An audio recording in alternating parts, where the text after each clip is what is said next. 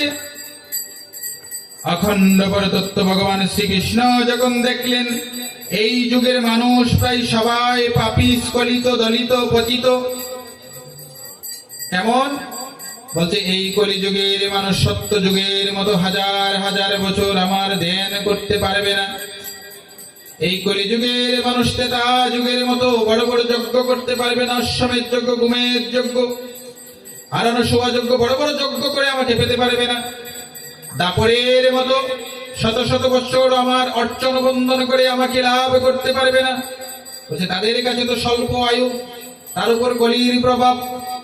তখন ভগবান কি করলেন, ভগবান তখন কৃপা করে এই কলিযুগে ভজন রীতিটাকে সহজ করে দিলেন। কি করলেন, ভজন রীতিটাকে সহজ করে দিলেন, ভজনটা সহজ করে দিলেন। আর কি করলেন, বলছে ভজনের ভ্যালুটা বাড়িয়ে দিলেন,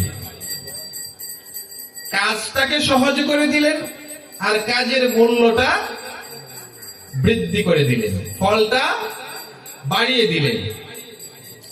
যেখানে হাজার হাজার বছর তপস্যা করে ভগবানকে পাওয়া যেত, সেখানে মাত্র ভগবানের শুদ্ধ প্রেম, ভক্তি আর স্বল্প কিছু আচার নিয়ম বা ভজন যদি কেউ করতে পারে, ভগবান এতটুকুতে ভগবান নিজেকে পাইয়ে দেওয়ার ব্যবস্থা করে দিলেন। গৌর হরি বল।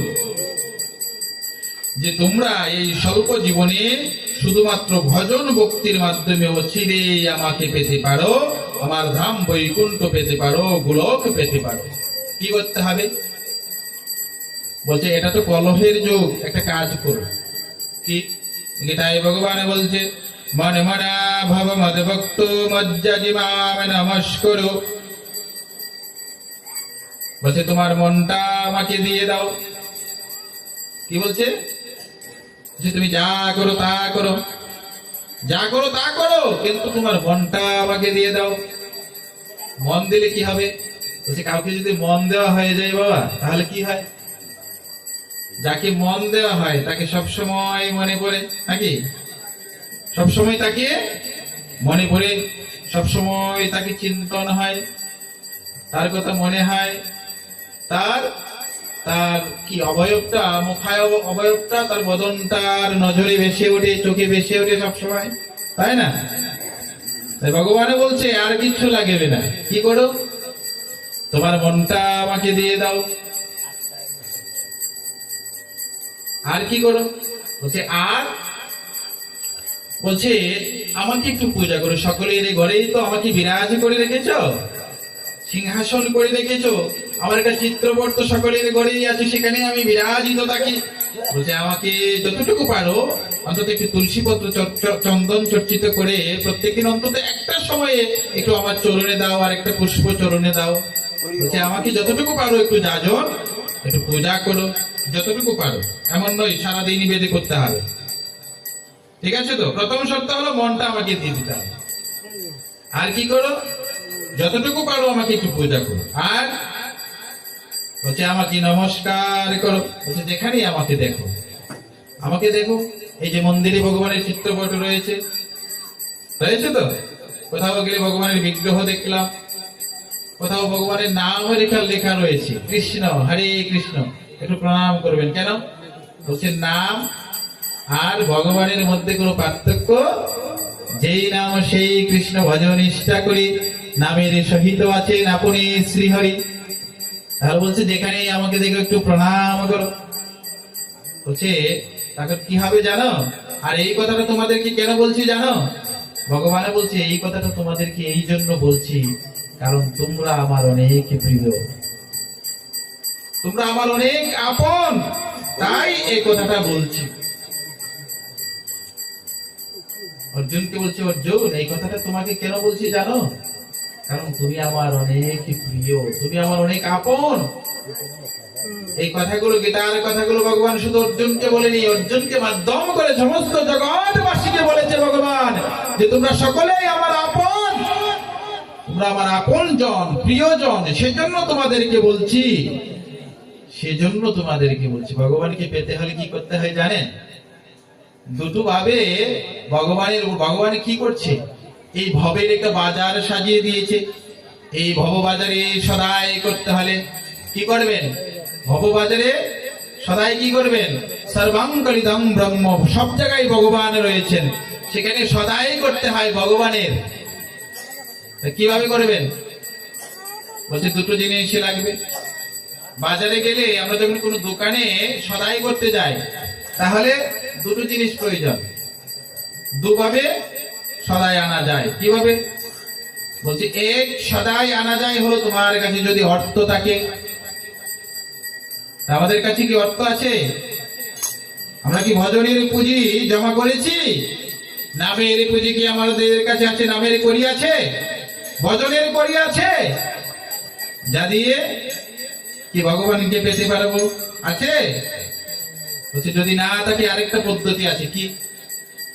বলছি আরেকটা পদ্ধতি সদাই আনার আরেকটা পদ্ধতি হলো, যেই দোকানদার তার যদি কেউ পরিবারের লোক হয়ে যায়, তার যদি কেউ আপনজন হয়ে যায়, সে দোকানে গিয়ে বলবে কি যে বাবা বা কাকা, যেটা দাদা, পরিবারের লোক যদি হয়, যে 1 কেজি ডাল লাগবে, 1 কেজি তেল লাগবে, আর টাকা পয়সা কোনো কিছু দিতে হবে না। কেন?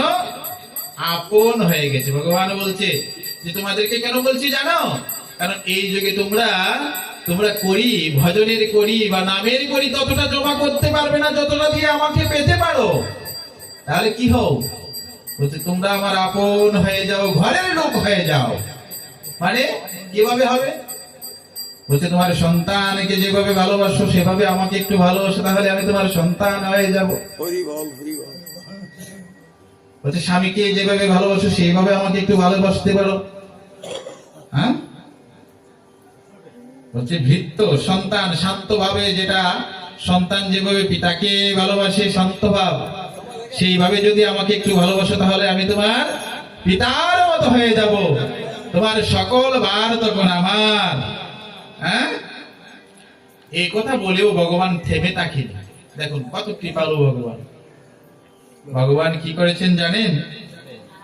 তিনি এই কলির জীবকে উদ্ধার করার জন্য তিনি শ্রীমতী রাধা ঠাকুরানীর ভাব কান্তি নিয়ে আর রাধা কৃষ্ণ সেই 2 অঙ্গ 1 অঙ্গ হয়ে কলিতে প্রেম পুরুষোত্তম রূপে আমার শ্রীমন গৌর হরি রূপে আবির্ভূত হলেন নদিয়ার নগরে।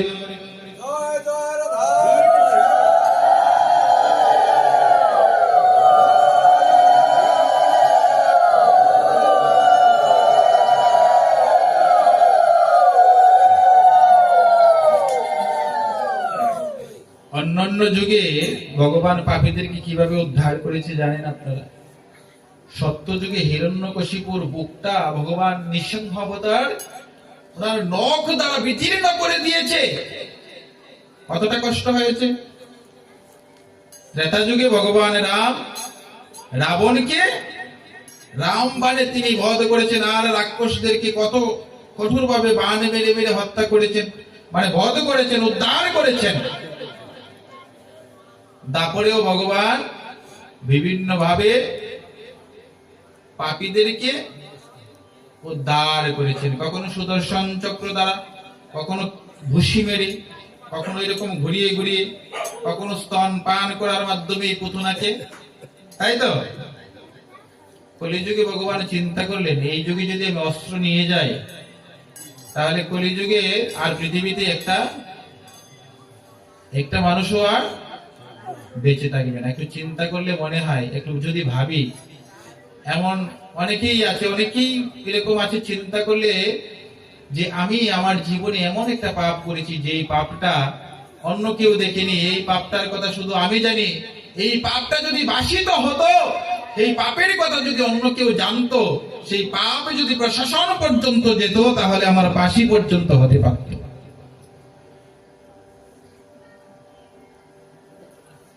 এইরকম পাপও আমাদের জীবনে আছে অনেকের। তো ভগবান যদি এরকম পাপীদেরকে এই কলিযুগে অন্যান্য যুগের মতো অস্ত্র দিয়ে উদ্ধার করতো, তাহলে কোনো লোক বেঁচে থাকতো পৃথিবীতে? ভগবান কি করুণা করে তিনি গৌর অবতার হয়ে এলেন, আর কোন অস্ত্র নিয়ে আসলেন না। কি আনলেন? বলছে আমি একটা সম্পদ নিয়ে এসেছি কলিযুগের জন্য। কলিযুগের মানবের জন্য কি? বলছে গোলকের প্রেমদন হরিনাম সংকীর্তন আমি জগতে কলির যুগের মানুষের জন্য নিয়ে এসেছি।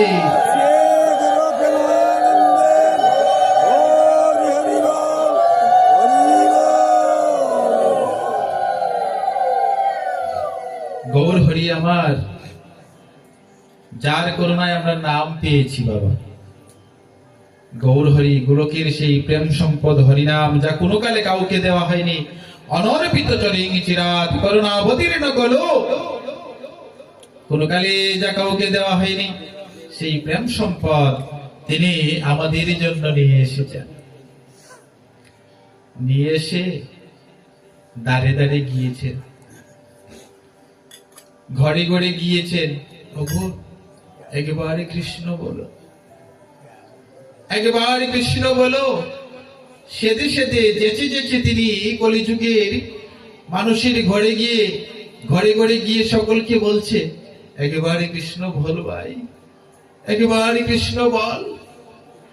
ওরে নাম ছাড়া যে এই জগতে, এই যুগে উদ্ধার হওয়ার আর কোনো পথ নেই। আমি তোদের জন্য সেই নাম নিয়ে এসেছি, সেই নাম নিয়ে এসেছি, একবারে কৃষ্ণ বল। গৌর হরি কেঁদে কেঁদে কেঁদে কেঁদে নদিয়ার বালি ভিজিয়ে দিয়েছেন। অজোরে তিনি কেঁদেছেন কলির জীবকে উদ্ধার করার জন্য। বলছে ওরে একবার কৃষ্ণ বল।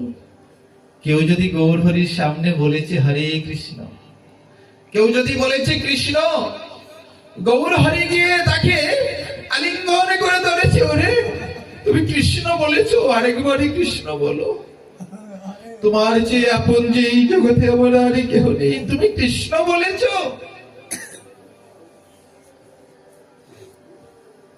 গৌর হরি রুধন করেছেন নাম বিলি করার জন্য। কেন? ভগবানের এত ঠেকা পড়েছে আমাদেরকে উদ্ধার করার বাবা। কেন খেতেছেন? কেন? বলছে মা তার সন্তান যখন প্রবাসে থাকে, দূর বিদেশে থাকে, কোন মায়ের সন্তান সে প্রবাসে গিয়েছে, 10-15 বছর হয়ে গেছে, সে আর ফেরত আসেনি বাড়িতে। মা ফোনে কথা বলছে, ফোন দিয়ে বলছে, মা বলছে রোধন করে করে, বাবা রে বাবা তোকে আর প্রবাসে থাকতে হবে না। আজ এত বছর হয়ে গেল তোর মুখখানা আমি দর্শন করিনি। দরকার নেই আমার টাকা পয়সার, আবার বুকের দন তুই আবার বুকে চলে আয়।